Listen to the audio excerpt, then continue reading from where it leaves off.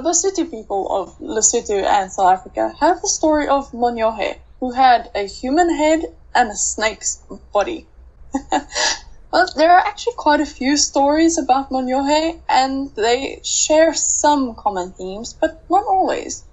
Well, they do all start in similar ways. A chief had a wife who could not have children.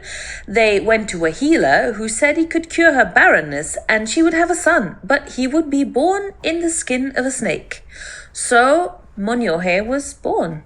And even though he was part snake, his parents loved him very much. But they knew others would be afraid of him, well, obviously.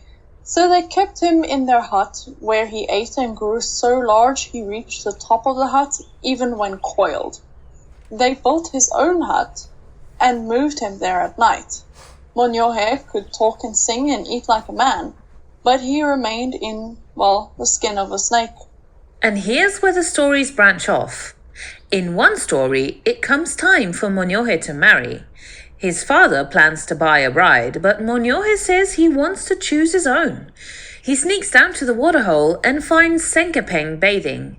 He decides he will marry her, but she says he has no arms to hold her and no legs to dance with her, so she won't marry him.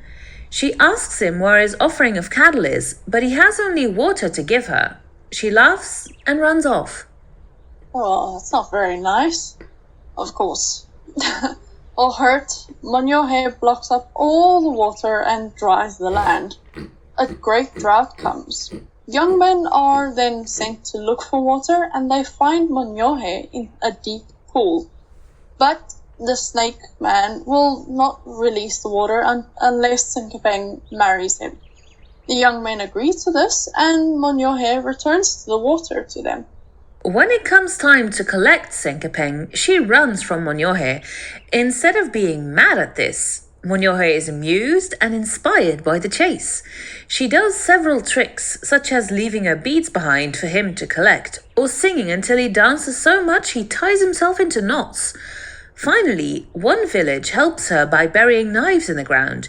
These knives split Monyohe's belly, and a beautiful, strong man steps from the skin.